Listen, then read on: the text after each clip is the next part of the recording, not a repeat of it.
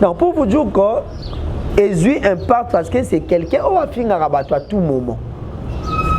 Yango, il faut vous avoir une éducation de base à Malonga.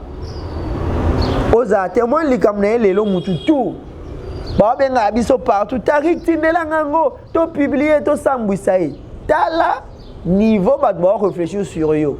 Bah sambouissaï yo, bah humilier yo. Pourquoi bah humilier yo? Parce que vous avez répété dans mon maman bé.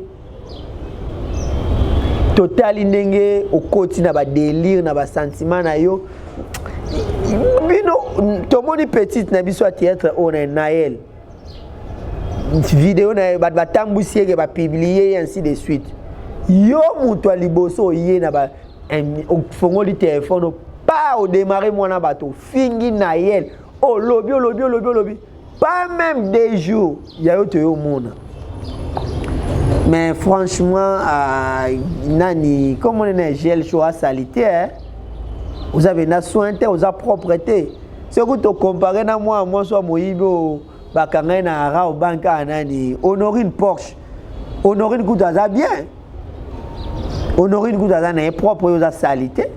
Na mon nom cognon so yo tse la ba tout gel chaud tu es comme ça. Donc si on doit avoir Kofi à Kraka pour ça. C'est c'est les grands mon port makam.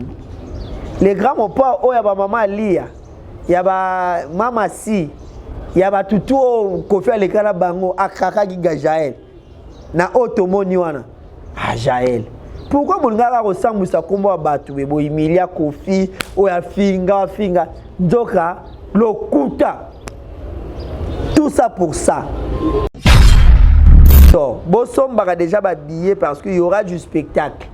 Il y aura de la musique, il y aura de la bonne rumba. Binomo bomoni, artiste ont répété na ba violon, ont répété na ba saxophoniste. Donc pour vous dire que l'artiste va vous donner le meilleur de lui. L'artiste a repéré ça, ce qu'il n'a pas encore donné. C'est-à-dire après 6 minutes derrière moi mingi, ba concert digne de son rang et yembeli danger. Mais cette fois-ci, il va encore améliorer ayemba kolega ndayemba na ING ayemba kolega ndayemba na Adidas Arena ndayemba na kolega na Genève Arena. Donc Paris ville de lumière Ferrego là, c'est pour la première fois l'artiste a ses produits dans la salle il y a 20 300 au niveau Europe parce qu'en Afrique déjà betana ba parler des sports il y a Cameroun na betana ba stade de marche de Kinshasa avec un Char Club avec la place à Minene Belé. Mais à niveau à Paris c'est pour la première fois l'artiste habite dans la salle à Minene wana. Donc boya massivement mobondo pendez à la race sloganté les producteurs là-bas qui mobondo ce n'est pas du bluff c'est du réel. To vivre yango le 4 avril. Achète. Un grand merci à tous les abonnés de Tarik Ngangu officiel. Vous êtes partout dans le monde entier. Mbote, vraiment. C'est toujours un grand plaisir pour nous. À chaque fois que nous avons na écran, à chaque fois que nous venons vous informer, vous savez bien que nous sommes là pour vous informer de toutes les activités liées à la culture de la République démocratique du Congo. Vous savez très bien que cette année 2026 est tellement riche en événements. Ferrego là, le padre, nous avait donné rendez-vous déjà le 4 avril 2026. C'est dans peu de temps. L'artiste sera sur scène à Paris, à Cor Arena. De l'autre côté, il fallait pour pas des dates au niveau des Stades de France, le 2 et le 3 mai.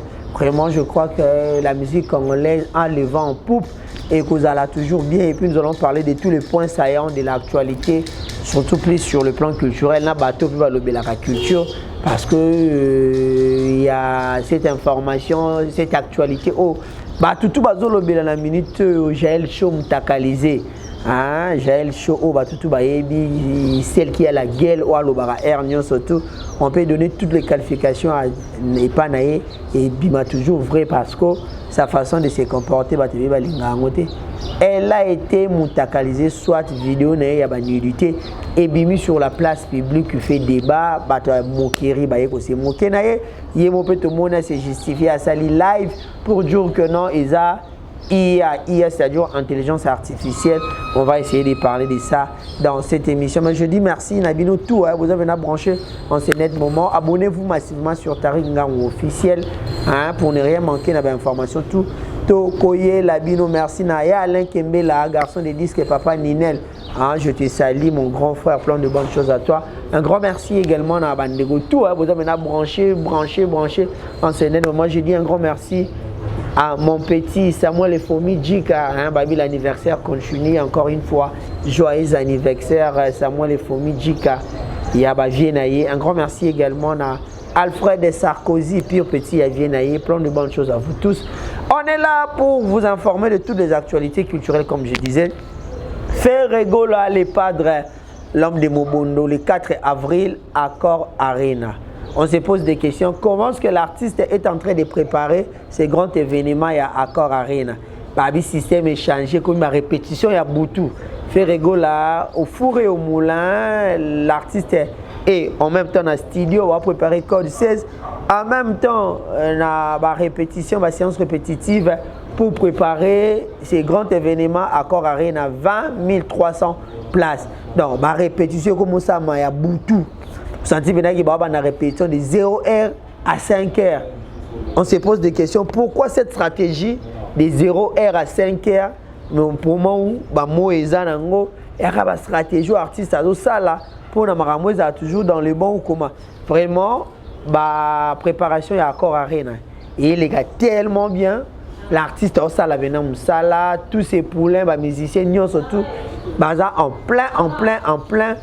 plein préparation pour donner ces grands événements. Ils ont la bonheur et puis plaisir. Il y a des cognos surtout au faire et surtout plus les Gaulois, les Gauloises. C'est le moment d'acheter les billets. Acheter les billets. Les retardataires ont toujours tort. Bossom va déjà billets parce qu'il y aura du spectacle, il y aura de la musique, il y aura de la bonne rumba. Binomo bomoni, artiste a répété na ba violon, a répété na ba saxophoniste. Donc pour vous dire que l'artiste va vous donner le meilleur de lui. L'artiste a repéré ça, ce qu'il n'a pas encore donné.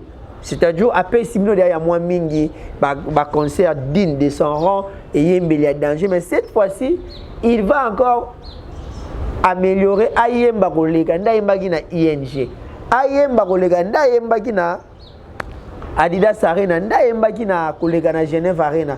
Donc Paris, ville de lumière, Ferregola, c'est pour la première fois l'artiste a se produit dans la salle il y a 20 300 au niveau Europe. Parce qu'en Afrique, déjà, on a parlé des sports, il y a Cameroun, on a Stade de Martyrs de Kinshasa, on a Shark Club, on a place à Mine Nebele. Mais à niveau de Paris, c'est pour la première fois l'artiste habite dans la salle à Mine. Donc, il y a massivement Mobondo, Pendez à la race, Logante, les producteurs à qui Mobondo, ce n'est pas du bluff, c'est du réel. Tout vivre Yango le 4 avril. Achetez vos billets, venez écouter la bonne musique. Artiste Abanamno Benana, Vita Imana, Ti et Sika Toza Lelo. C'est-à-dire de Vita Imana à code 16. Ba solo voku ya kitoko to oyemba. Ba nzembo ya kitoko, ba kérosène, ba eclipse, ba légumes, ba boué, ba sauce, ba nzembo tout, ba boulevard. Toutes les meilleures chansons de l'artiste et puis oyembe la bino. Déjà ainsi bino bo sala ba choix ba nzembo. La moitié na TikTok et hindi ba tout ba pour na ba nzembo. Donc Ferregola na groupe Mobimba Ferregola obiso binga Jet Set, baza on s'est préparé à fond pour que l'événement soit le meilleur. Boyebi qui est sur le terrain, il y a une grande polémique, il y a une grande concurrence. De l'autre côté, il fallait obéir des stades de marque, des stades de France, côté Ferran encore Arena. Bagola, il faut que tous les gars on est belé. Tous les gars on est belé. Bon, c'est le meilleur de vous et ça là bien. Le silence de Ferrezo Bank, ça va te belé. Ferregola, il est de la silencieux, calme, il ne parle pas, mais il travaille. Le silence annonciateur de l'artiste est tellement redoutable et puis dangereux. Ferregola, déjà dans son habitude, il ne parle pas trop. Il voit, il sait comment faire. Moment de m'envoyer Kende, répétition salama, artiste baza, concentré dans ma réunion surtout. Je crois également que côté administratif, Makambuya ba visa, je crois que déjà erreur ba solution déjà ils a trouvé. Mama ba visa ba solution ils a trouvé bo bunda mamwe za kitoko. Bo bunda penda mamwe za kitoko parce que cette fois-ci toi on a besoin tout le monde ba ya nyoso na nduli.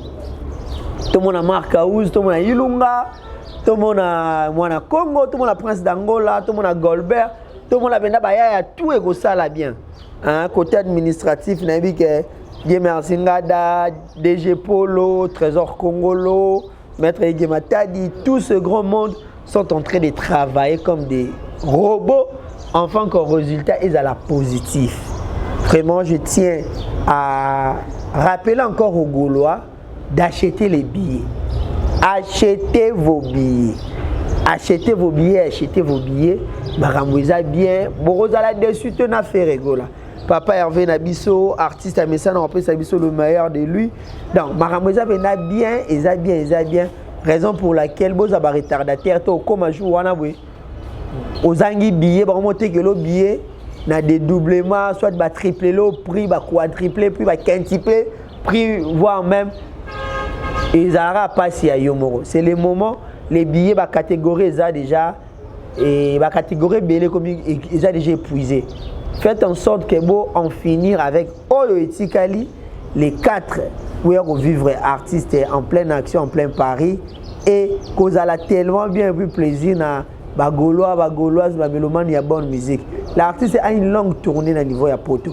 Si ça corps arena, il y aura une nouvelle date de Kobima. Date de Kobima, à Londres, il va faire une grande tournée au niveau de la Grande-Bretagne. Il va faire Londres, Birmingham, Manchester, Liverpool. C'est dans son calendrier, dans son planning. En dehors de ça, Canada, États-Unis, Kinshasa, Zéla. Donc, l'artiste est à Zapena au four et au moulin, afin de vous satisfaire. Pour vous dire ceci, concentrez-vous sur l'artiste, focus sur l'artiste. Actualité, tout le monde baby ça m'a fait bobete yango Kara, tout à concentrer sur yango. Vraiment, je crois que le message est passé. Les Gaulois, les Gauloises, achetez vos billets. Merci beaucoup, maman Diouembo Béton. Je te salue, maman Bernice Kifaya, maman Yabana. Plein de bonnes choses à vous, Bandego. Tout le monde Tariq Ngango. Abonnez-vous massivement sur Tariq Ngango officiel. Bouchan de Gonabino Poids et ça la bien. Nous sommes en train de travailler avec les moyens de bord, avec les maigres moyens. Bateau Bosungaka. Robenga, les numéros est affiché au bas de l'écran, micro, caméra, même LED, lumière. Et ça la biso tellement bien, plus plaisir. Merci Nabandego tout. Internet est Yinda. Internet est Ningana. Vous allez vous poser des questions. Internet est Yinda pour Anini. Jaël Show Moutakalisé. Jaël Show Moutakalisé. Jaël Show, Jaël Show, elle est réputée par ma finga naïe, par son impolitesse, par son exécrabilité. Aujourd'hui, Jaël Show publié. Bon, la communauté congolaise, le goutan a bêté, bablo le roi va mitakala. Et comment elle est là, sous bisoté. Parce que on presque tout le temps. Na ba pasteur, tout le monde a publié bango, ba homme politique, ba musicien de grandes valeurs ba publié, tout le monde a pasteur mukuna ba publié, héritier ba publié, ba journaliste ba papi mboma, ba Frank Stéma ba zebele ba publié bango. Donc mutakala na communauté na biso et ça na ngomena les sous n'impact à gravité mais et il y a un impact si la personne va publier façon de se comporter dans la société et ça n'engagé. Donc il y a un impact bon net il y a les yeux impact pourquoi parce que cette dernière elle est réputée par son impolitesse par son exécrabilité comme je viens de le dire kofinga batu eleki kofinga mututu amona Martin Bakole parce que Martin Bakole a bien na mol na ngani na 600 na bengi sa Gims ya siliki pourquoi tanga bikombo Gims sala benga fali abandi ofinga koto ya lobibo afingi koto afingi donc batu nyonso tout ba ofinga donc pour vous dire que Ezui impact parce que c'est quelqu'un au afinga batu à tout moment. Yango, il faut vous avoir une éducation de base à Malonga. oza témoin likamna lelo mutu tout ba benga biso partout tarik tindela ngango to publier to sambwisa ye tala niveau ba réfléchir sur yo ba sambwisa yo ba humilier yo. Pourquoi ba humilier yo? Parce que oza répéter na mwa mabe total ndenge okoti na ba délire na ba sentiment na yo bino tomoni petite na biso théâtre on est Naël vidéo na ba tambusier ke ba publier ainsi de suite yo muto liboso yé na ba fongoli téléphone pas au démarrer mwana bato fingi Naël oh lobby pas même des jours ya yo to yo mona. Mais franchement nani comme on est gel choix sanitaire vous avez na soin vous a propreté ce que tu comparer na moi soit moyibo bakanga na ara au banka nani Honorine Porsche Honorine Goudaza bien Honorine Goudaza na propre yo za salité na mon nongo yo tsela ba tout gel chaud tu es comme ça donc confiance on doit que confiance kraka pour ça c'est c'est les grands pas au makam les grands pas oh ya ba maman lia ya ba mama si ya ba tutu kofi le kala bango akaka giga Jaël na otomoni wana Jaël pourquoi mon ngaka ko sambusa kombo batu bebo imilia kofi o ya finga ndoka lokuta tout ça pour ça ma finga nyonso pour ça bon excusez bena batu musuba za ba moni vidéo et puis ba nidité bon ba azana est bien il est qui non mais Jaël bena Jaël il bataille na molili na communauté congolaise non na moi na communauté mais communauté na biso ko sala RT okuya na ko sala RT okuya tela lelo héritier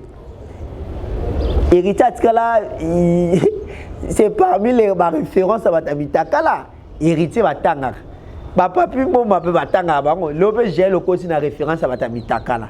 Non, dans la société il faut être bon likama bweko komela yo bato babité azalaka bien solaka be ba étouffer à faire mais yo mo ba étouffer à faire ezati parce que ofinga kamututu ofinga faire mabe kofi mabe wera mabe jibe mabe bakole mabe sele yo mututu yo fingaka finalement raison pour laquelle tellement finga batutu moi puis bat ba étouffer makamuna na yo ezati bat ba exposer on a mis sur batu nyonso donc ayez bateau botikali biso to na société toye ba ko se comporter ngane na caméra je ne suis pas là pour na finga rabat non toye ba ko se comporter même si to ko na erreur ba protéger ba le ba se tromper est humain l'erreur est humaine erreur humanum est donc mutu to ko ya kana ba erreur